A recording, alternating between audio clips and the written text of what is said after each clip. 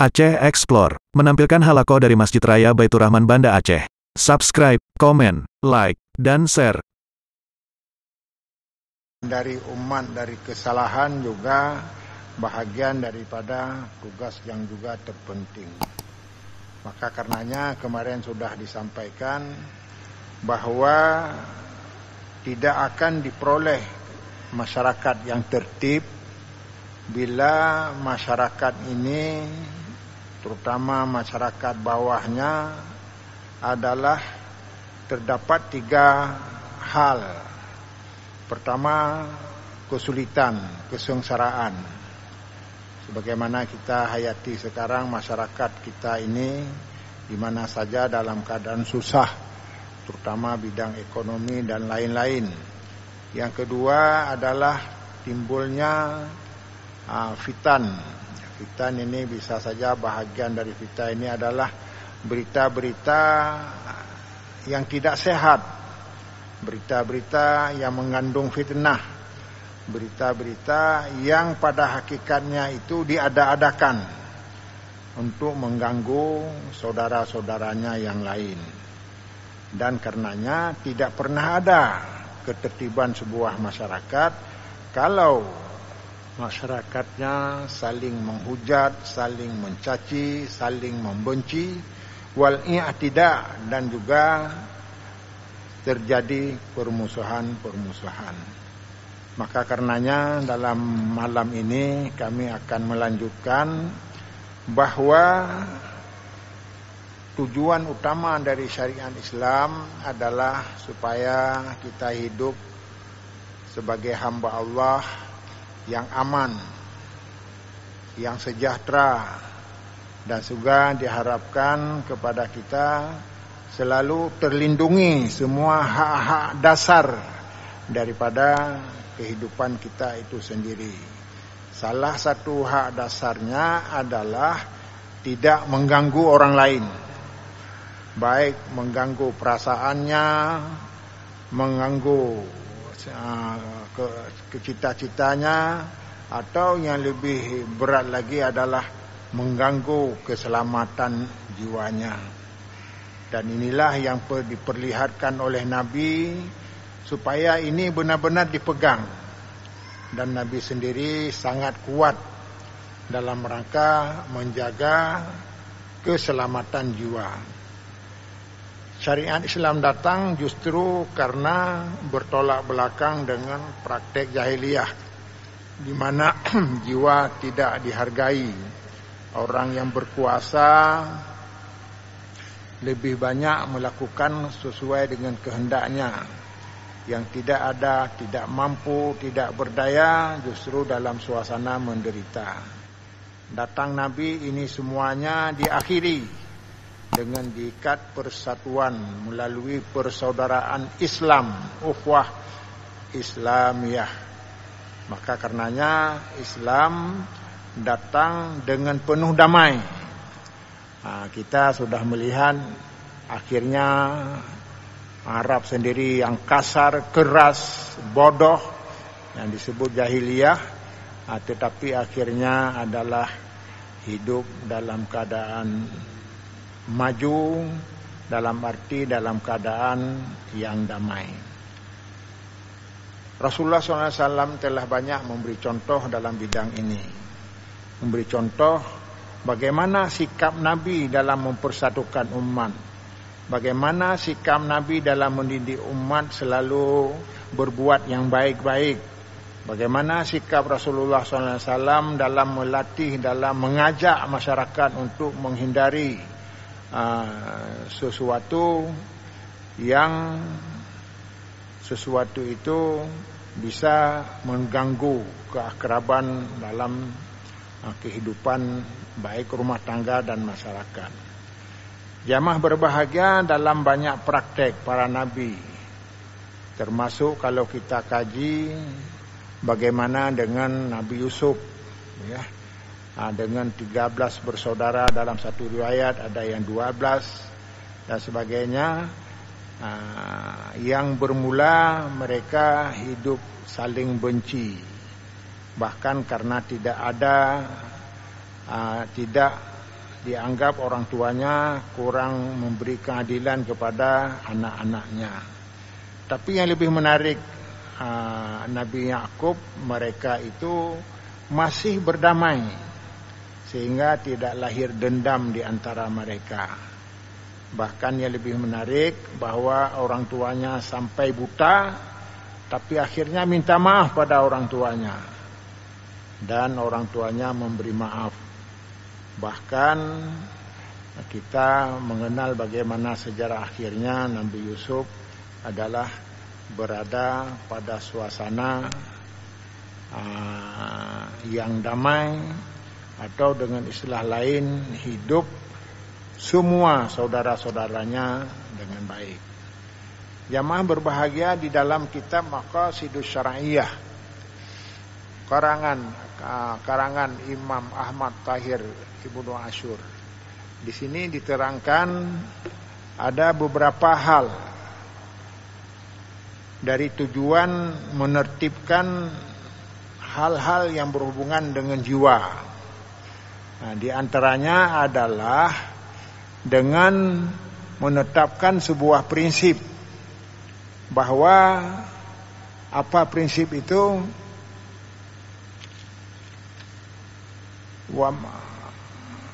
Walakum fil qisasi hayatun ya ulil albab la'allakum tattaqun. Surat Al-Baqarah 179. Padamu ada hukum qisas.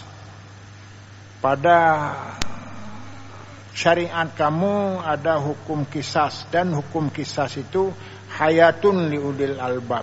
Itulah yang memberi kehidupan, yang menyebabkan manusia bisa hidup. Wahai orang-orang yang berfikir, la'allakum tattaqun. Artinya jamaah yang berbahagia, kalau syariat Islam sangat menghormati jiwa seseorang, maka karenanya dalam agama digariskan prinsip dari jiwa ini adalah supaya selamat. Maka kalau ada orang yang mengganggu jiwa orang lain, atau dengan istilahnya membunuh, maka orang itu harus dibunuh, yaitu yang namanya hukum qisas. Nah, hukum qisas, dan hukum qisas ini juga ada solusi-solusi lain yang sehingga tidak berlanjut. Ya, kalau memang pembunuhannya dibiarkan, ini akan berlanjut. Generasi kita nanti dilanjutkan generasi selanjutnya, dan seterusnya, sehingga masyarakat tidak pernah memperoleh rasa aman dan damai. Maka karenanya diwajibkan hukum qisas yang berlaku sesuai dengan bandingnya, yaitu orang merdeka dengan merdeka, hamba dengan hamba, perempuan dengan perempuan, semuanya diberlakukan qisas. Dan siapa di antara mereka yang minta maaf, maka bisa saja diikuti dan dengan membayar diat. Nah, sehingga tujuan dari ini semua adalah supaya hal-hal yang tidak baik tidak boleh dilanjutkan. Yang sudah terjadi maka berlaku qisas. Maka Sidna Umar menyatakan, ketika ada sekelompok orang membunuh seorang, maka ditanya, bagaimana ini banyak sekali, yang mati hanya satu, yang merencanakan membunuh banyak. Maka Umar menjawab, kalau sekampung itu sepakat membunuhnya, maka sekampung itu harus diberlakukan qisas. Ini tegasnya apa? Tidak ada sesuatu yang dibiarkan dalam masalah nyawa. Dalam masalah nyawa. Jadi dengan demikian tujuan daripada syariat yang kita pelajari ini dalam Maqasidus Syariah tidak lain untuk memperlihatkan Islam itu sangat baik. Walaupun sekarang terjadi di negara dengan Arab, terjadi permusuhan dan sebagainya, sesama, dan ini adalah sudah menyimpang daripada prinsip-prinsip syariat. Dalam kitab ini disebutkan ada tujuan dari menjaga ini. Yang pertama-tama adalah untuk menghindari sifat-sifat yang tidak layak dimiliki oleh manusia. Karena di dalam penjelasannya usulul ma'asi kulliha kibaruhu wa sigharuhu salasah. Yang pertama adalah prinsip-prinsip induk daripada maksiat semuanya baik kecil dan besar ada 3 macam. Nah, jadi kalau kita pelajari kenapa ada masalah dalam hidup ini, lebih-lebih menyangkut dengan nyawa manusia dan sebagainya. Ini kenapa ini bahkan sangat layak ketika kita membaca sekarang terjadi pembunuhan di mana-mana, ayah membunuh anak, anak membunuh ibunya, membunuh saudara dan sebagainya, yang sehingga seolah-olah tidak ada pegangan hidup lagi. Salah satu di antaranya adalah ta'alluqul qalbi li ghairillah. Karena hatinya tidak tersangkut dengan Allah, justru yang tersangkut kepada bukan Allah. Tidak ada dalam hatinya Allah, tidak ada dalam hatinya nilai-nilai agama. Maka itulah yang menyebabkan induk daripada kesalahan. Dan kesalahan ini tidak akan berakhir, justru akan bertambah. Maka disinilah disebutkan pada manusia itu kalau tidak mengikuti kehendak Allah, hatinya tidak tersangkut kepada ketentuan Allah, maka akan diajak ta'atuhu lil maksiyah, lil ghadabiyah, maka kepatuhannya adalah menurut kemarahannya. Kalau sudah marah maka mengikuti kemarahannya, dan itulah yang dilakukannya. Dan yang kedua wa quwwatu adabi. Ini ditulis di sini wa quwwatu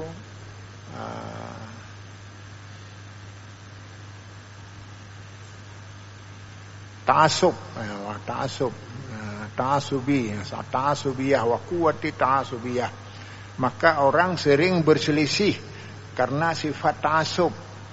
Sifat ta'assub ini adalah sifat mementingkan kelompok sendiri, jadi tidak peduli dengan kelompok lain. Rasa perdosaan sudah lemah, dan juga adalah ditentukan oleh jabatan dan kekuasaan. Sering kekuasaannya juga lupa daratan, yang sehingga tidak lagi bersikap adil dan baik, dan lain-lain. Dan di sini diterangkan, maka sumber segala kesalahan adalah daripada hati kita. Karenanya disebutkan dalam hadis bahwa pada manusia itu ada sepotong daging. Bila daging itu baik, maka baiklah semua. Tapi kalau hatinya tidak baik, maka tidak baiklah yang lainnya. Yaitu yang disebut di sini adalah hati. Karenanya jamaah yang berbahagia, dalam kesempatan ini tentu saja lebih-lebih kita akan menghadapi bulan suci Ramadan. Tentu saja ada cita-cita masing-masing. Kita masing-masing, yaitu diantaranya saya mulai Ramadan ini akan bertaubat dari kesalahan-kesalahan, baik kesalahan besar dan kesalahan kecil, yang sehingga kami bisa berangkat menuju Allah dalam keadaan selamat dan jauh dari api neraka serta dimasukkan di dalam surga. Yang kedua adalah asyirku, syirik. Ini sumber penyakit adalah syirik. Syirik memang masih sepadan dengan nilai yang tidak sangkut hati dengan Allah. Syirik adalah mereka hidup ini tidak hanya kepada Allah tetapi juga kepada yang lain. Bahkan bila beradu antara kepentingan agama dengan kepentingan lain, diutamakan kepentingan yang bisa dimanfaat sekarang juga. Maka itulah nilai-nilai syirik yang sangat dilarang. Karena syirik itu adalah sebuah kezaliman, sebuah dosa besar. Maka karenanya kalau ada orang yang mengajak kita untuk bertauhid dengan baik, maka itulah adalah panggilan dari agama kita. Inna syirka la zulmun azim, karena syirik itu adalah suatu kezaliman yang besar. Dan orang yang zalim itu la yanalu ahdi zalimin. Dan orang-orang yang zalim itu tidak pernah sampai cita-citanya, karena Allah sangat benci. Maka rabbuka liyuhlikal qura wa ahluha muslihun. Bahkan dunia ini tidak damai kalau mereka itu benar-benar berbuat baik, bukan berbuat kezaliman. Jamaah yang berbahagia, dalam penjelasan selanjutnya berkenaan dengan ini, berarti dapat disimpulkan ada 3. Yang pertama, marilah kita dekatkan hati dengan Allah. Yang kedua, hindarilah perbuatan-perbuatan syirik. Di sana adalah sumber malapetaka, yang justru Allah tidak pernah mengampuni dosa-dosa yang berbuat syirik. Innallaha la yaghfiru man asyraka bih wa yaghfiru ma duna zalik. Allah tidak mengampun orang-orang yang berbuat syirik dan mengampun dosa-dosa yang lainnya. Jadi karenanya, satu di antaranya yang barangkali perlulah kita ingat, kita jaga sebagai manusia yang serba salah, yang berbicara juga sebagai penceramah bisa juga ada kesalahan-kesalahan. Maka dalam kaitan ini bersihkan hatilah, karena membersihkan hati itulah yang akan bermanfaat. Karena kita bertemu dengan Allah juga adalah dengan hati yang salim. Man atallaha biqalbin salim. Ya, orang yang datang menjumpai Allah dengan hati yang salim, dengan hati yang bersih. Bagaimana makna hati yang bersih? Bahwa benar-benar mampu menilai dirinya sendiri, apakah saya telah berbuat kebaikan atau belum? Apakah saya telah banyak melakukan kejahatan atau sudah bertobat dan sebagainya? Inilah yang perlu dikaji. Maka salah satu cara membersihkan hati, cobalah menilai diri kita sendiri. Jangan hanya seolah-olah kita yang paling benar, yang lain salah. Jangan kita anggap kita yang taat, yang lain tidak taat. Semuanya adalah penyakit hati yang mengganggu. Apalagi yang berhubungan dengan bermasyarakat. Lebih-lebih pada zaman sekarang hampir dipastikan sumber-sumber perpecahan itu adalah sangat banyak. Bahkan ada orang yang tidak lagi melihat TV, melihat HP, YouTube dan sebagainya, yang isinya adalah saling menghujat. Sehingga dikatakan, kalau seperti ini, kapan memberi contoh kepada orang lain bahwa Islam baik? Maka mungkin menurut kami, dalam kajian dengan ini, sudah masanya umat Islam, baik di Aceh dan di mana saja, memperlihatkan tingkah laku sebagai Muslim yang membawa nilai-nilai kebaikan, membawa nilai-nilai kesujukan, yang sehingga orang lain akan tertarik. Dulunya ketika syariat dideklarasikan di Aceh, banyak orang yang datang ke Aceh senang, bangga, dan juga bercita-cita supaya orang lain juga ikut seperti Aceh. Akan tetapi kenyataannya tidak demikian, tidak semuanya baik, meskipun banyak yang sudah baik. Akan tetapi dilihat dari segi beberapa kegiatan yang diberikan oleh pemerintah, baik pemerintah pusat dan daerah, tapi tidak terlaksana. Bahkan yang menarik ini, banyak lembaga-lembaga yang di tempat lain tidak ada.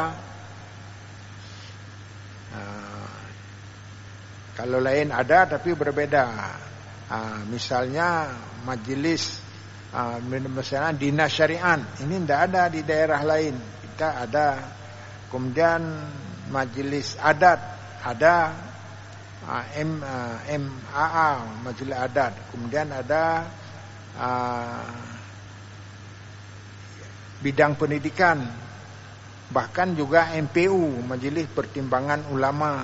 Ini di tempat lain tidak ada. Bahkan baru-baru ini ada hal yang sangat tersentuh umat Islam, bahwa label halal ini sudah tidak digunakan lagi, sudah diganti yang lain. Kalau yang halal diganti dengan apa mau diganti? Akan tetapi untuk Aceh barangkali tidak bisa berlaku, tetap halal karena ada hak keistimewaannya. Dan inilah sebenarnya kita harus memulai ke depan secara pelan-pelan dan pasti, bahwa Aceh adalah sebuah negeri syariah yang memang akan menyenangkan bagi rakyatnya dan menyenangkan orang melihat dari di luar daerah.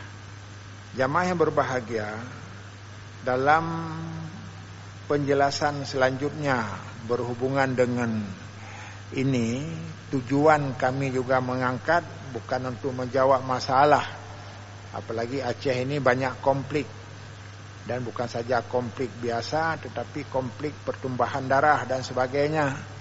Tapi saya rasa sudah saatnya kita akhiri, apalagi yang sudah diberi contoh oleh Rasulullah SAW. Kita hidup sekarang, ada yang berdosa minta bertaubat kepada Allah, dan selanjutnya kita memperbanyak amal yang sehingga benar-benarlah bumi syariat ini layak dicontoh oleh siapa saja. Dan inilah tujuan daripada pelaksanaan syariat Islam di Aceh ini, dikehendaki. Bahkan ini sudah ada izin pemerintah yang luar biasa.